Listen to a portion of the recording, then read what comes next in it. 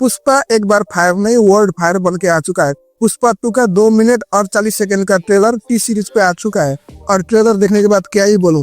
पुष्पा को केजीएफ का सस्ता कॉपी भी बोल रहा है, लेकिन ट्रेलर देखने के बाद सब लोगों का बोलती बंद हो गया। दूसरे डायरेक्टर लोग मूवी को हिट बनाने के लिए एक ही मूवी में 8 से 10 कास्ट कर लेते हैं, लेकिन पुष्पा सारा रिकॉर्ड तोड़ने के लिए एक ही काफी है। पुष्पा एक और उसका अलग अलग रुख यूट्यूब सर्वर तोड़ने के दम रखता है। सामने जो भी आए पुष्पा झुकेगा नहीं, लेकिन पुष्पा ने सबको झुका दिया है। रिलीज से पहले 800 से 900 करोड़ कमा चुका है ये, और थिएटर पे पूरा प्री बुकिंग पूरा हाउसफुल है। 2022 में आया था पुष्पा द राइज, एक अकेले बंदे ने सारे सेलिब्रिटी को ध्यान अपनी तरफ खींच लिया था। बड़ा बड़ा सेलिब्रिटी, कोई चप्पल उतर रहा है, कोई अपना हाथ घुमा रहा है। रील्स बनाने के चक्कर में सब लोगों का मुंह में श्रीवल्ली का ही नाम था। पुष्पा 1 ऐसे एंगल पे इंड हुआ था जब पुष्पा ने आईपीएस शेखावत को इतना गंदा तरीका से ईगो हट किया था। जब आईपीएस अपने घर जाता है तो उसका कुत्ता भी उसको नहीं पहचानता है।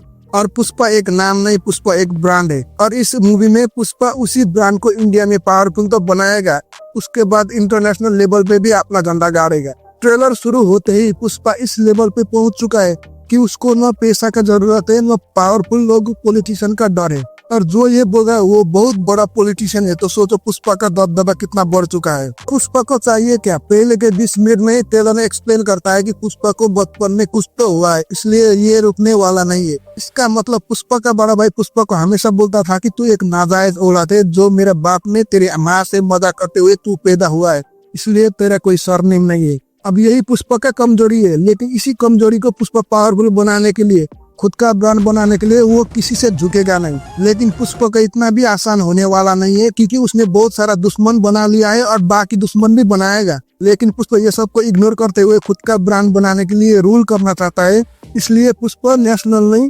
इंटरनेशनल लेवल तक बिजनेस बढ़ाने के लिए खुद चले जाता है। अब अपना बिजनेस बढ़ाने के लिए पुष्पा खुद ही डील करने तो जाता है, लेकिन उधर भी समुद्र पेरेंट्स से लड़ना पड़ता है, और यही थ्रेड पुष्पा का बिगर एंड बेटर बनाता है। पुष्पा एक्शन में बोलता है कि उसका 4 आना या 8 आना जो भी है वो छीन के लाएगा, किसी को नहीं देगा।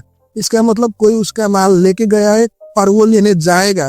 ये पूरा सिमिलर है केजीएफ मूवी से, क्योंकि केजीएफ मूवी में एक पत्ता गोल्ड पुलिस वाला लेके जाता है, उसके बाद हमारा यश सर उस गोल्ड को लेके आने के लिए पूरा पुलिस स्टेशन को बर्बाद कर देते हैं। पुष्पा एक हीरो टाइप नहीं, वो एक जैसे विलेन गैंगस्टर टाइप का है, और वो सब वो कह नहीं रहा है, वो कर रहा है, और ये सब पुष्पा को सूट भी कर रहा है। लेकिन वो गरीबी में पैदा हुआ है, अमीरी में ज्यादा जिया नहीं है, इसलिए वो गरीब को मदद करता है।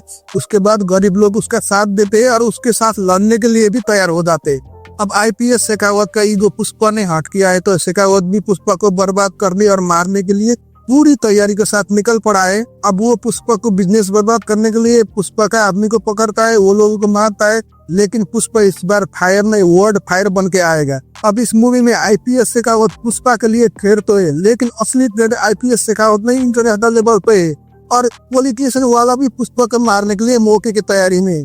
शादी होने के बाद पुष्पा और श्रीवल्ली का रोमांस भी दिख रहा है।